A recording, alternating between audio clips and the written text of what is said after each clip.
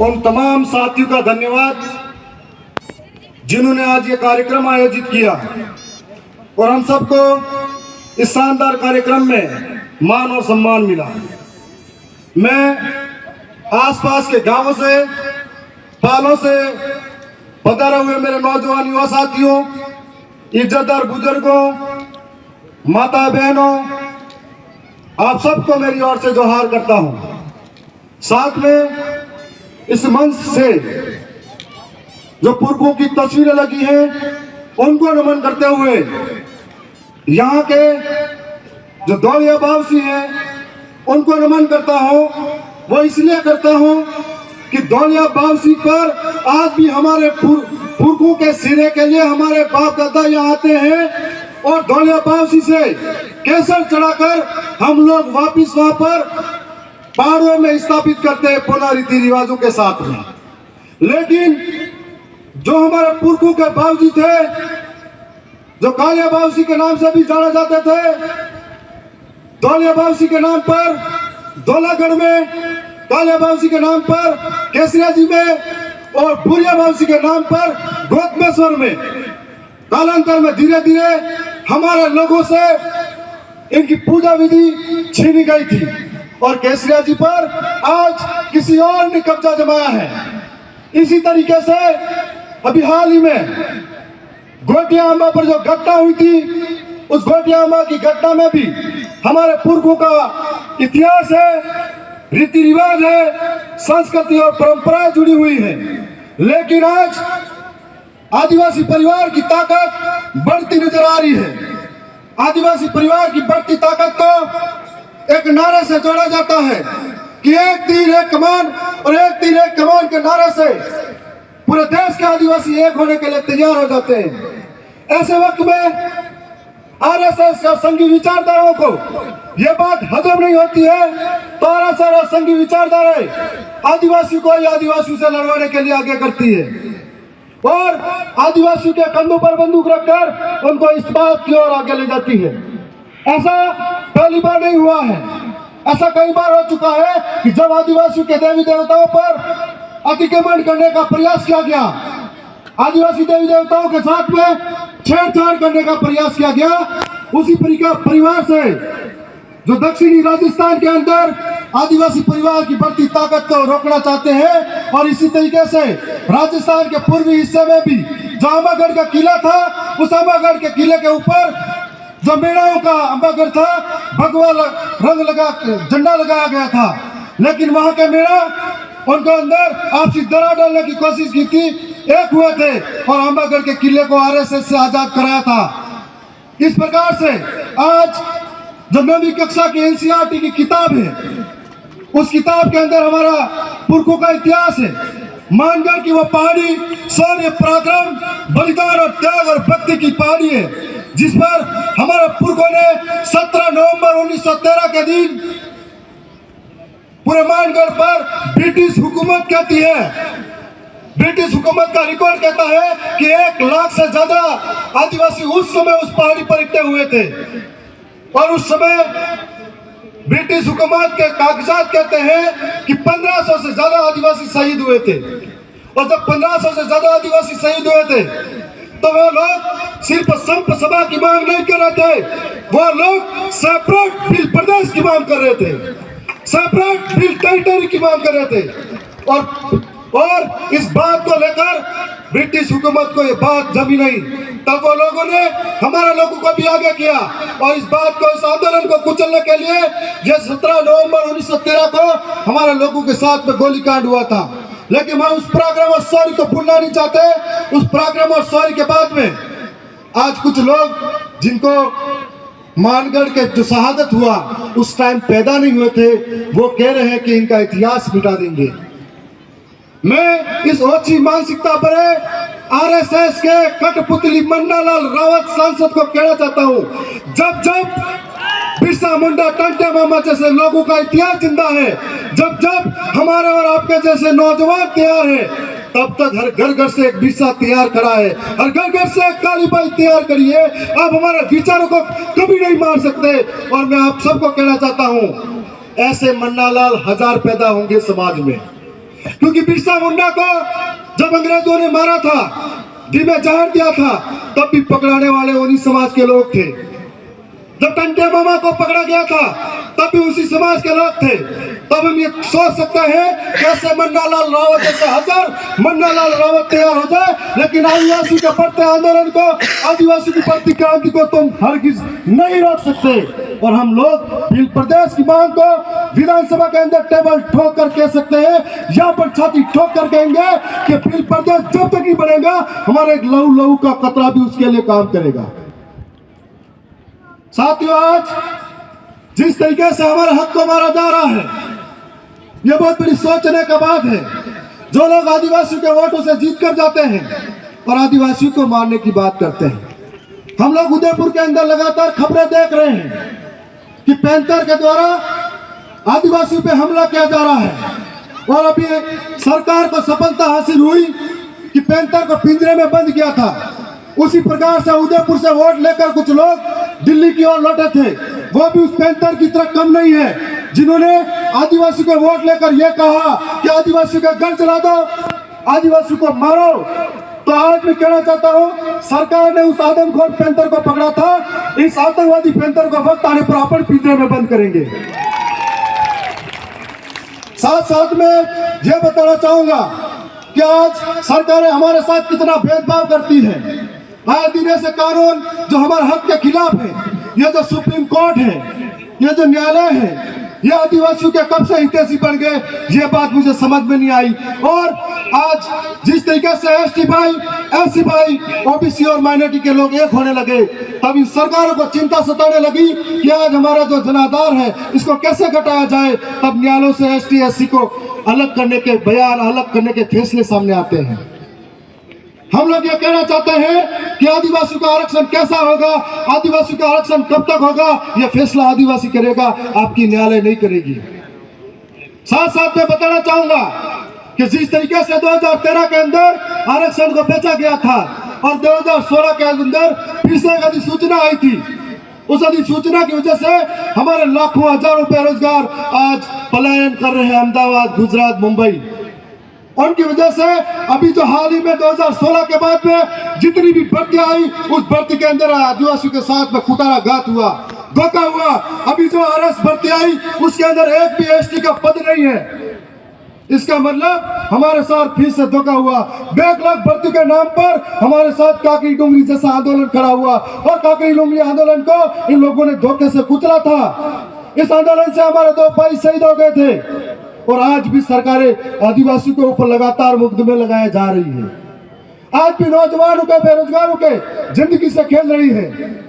हम लोगों ने ये जो घोंगी आंधी बहरी सरकारें हैं, इन सरकारों को शायद बेरोजगारों की पीड़ा नजर नहीं आती है।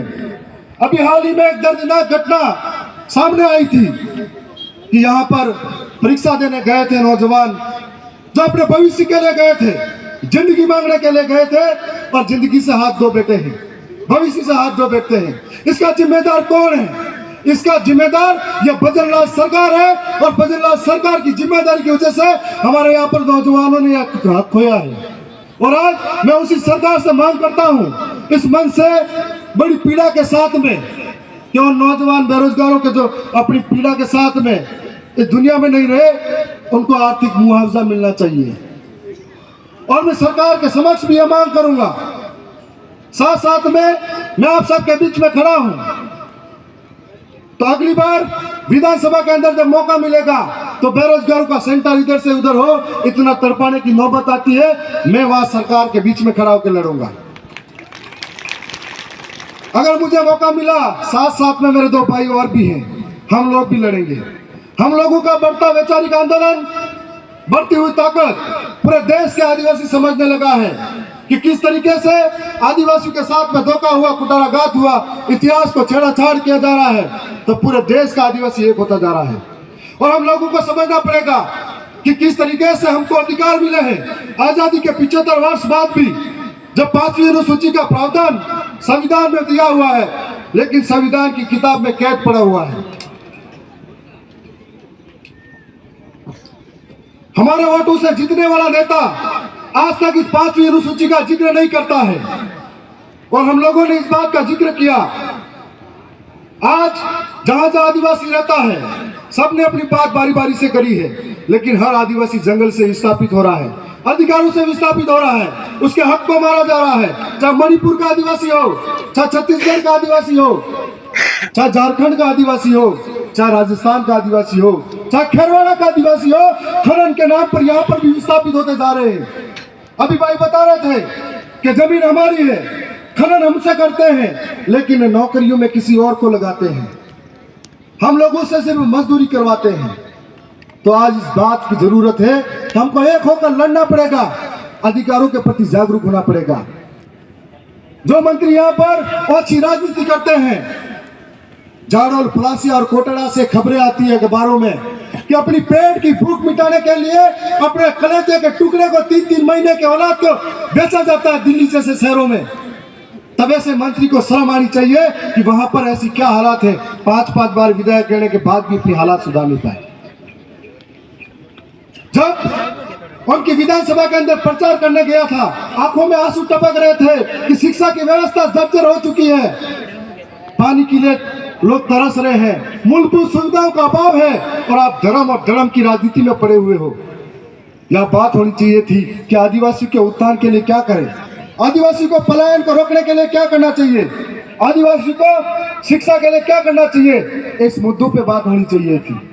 लेकिन आज मैं कहना चाहूंगा, हम 3 भाई जो विधानसभा में गए और हमारे बड़े भाई लोकसभा में गए, जब जब मौका मिला सदन के अंदर अपनी बात रखने का, राजस्थान की सबसे बड़ी महापंचायत में अपनी बात रखने का, हमने यहाँ के लोगों के लिए शिक्षा की बात करी, रोजगार की बात करी, किसानों के हक की बात करी, जल जंगल जमीन बचाने की बात करी, 5वीं अनुसूची की बात करी। लेकिन यहाँ के विधायक और सांसद जब गए तो जिन वोटों से जीत के गए उन्हीं लोगों को बाहर निकालने की बात करी।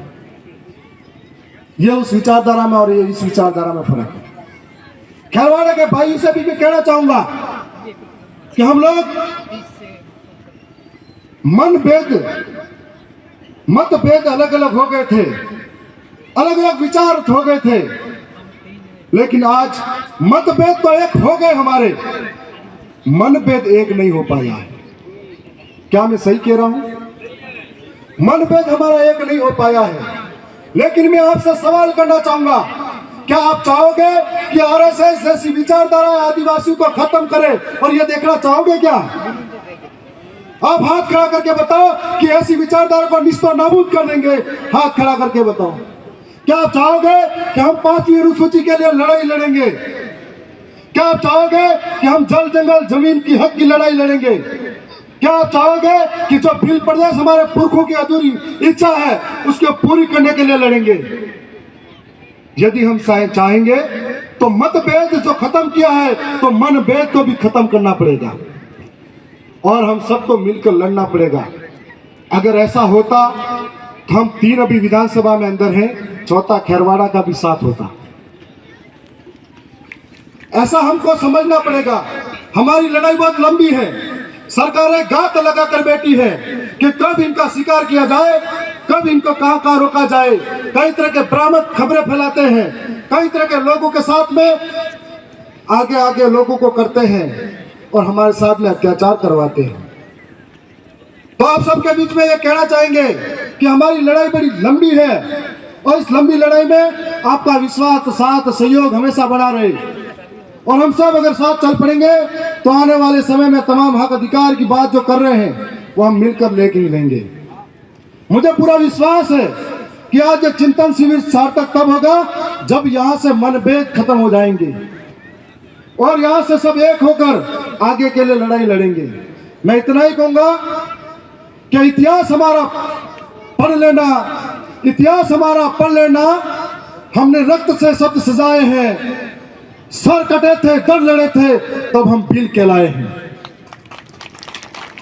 दोनों में बहुत बहुत धन्यवाद करता हूं। एक भाई ने कहा था कि आप विधानसभा में जाओ तो बात रखना कि एनसीईआरटी की किताब में 9वीं का जो पाठ है, उस पाठ को जो बदलने की बात कर रहे हैं, मैं और मेरे साथी आप सबको भरोसा दिला रहे हैं कि आसपुर से विधायक उमेश जी डामोर और बागीदोरा से विधायक जय कृष्णा जी पटेल भी हम तीनों लेटर लिखकर भी अवगत कराएंगे और सदन के अंदर जरूरत पड़ी तो पूरे सदन के अंदर हम लोग सामने खड़े होंगे अधिकारों की जब बात आएगी।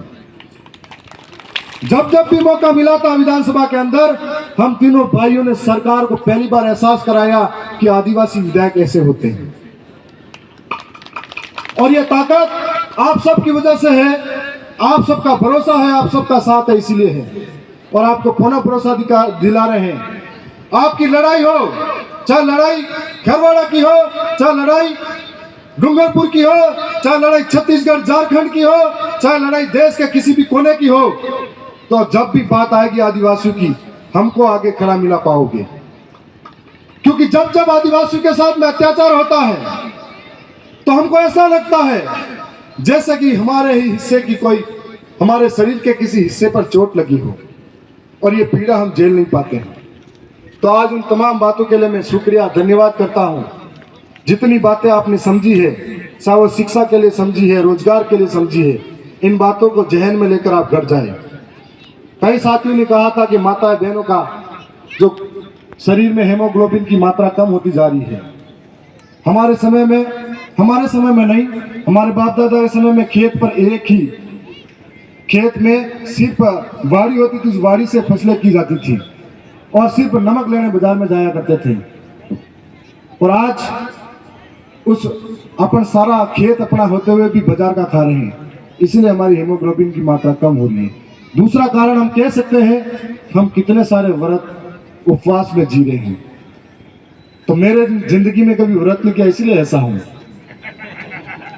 तो इसलिए मैं पुनः बहुत बहुत धन्यवाद करता हूं उन तमाम प्रशासन की टीम, मीडिया और तमाम साथियों का जिन्होंने इतना शानदार कार्यक्रम आयोजित किया। धन्यवाद। जोहार।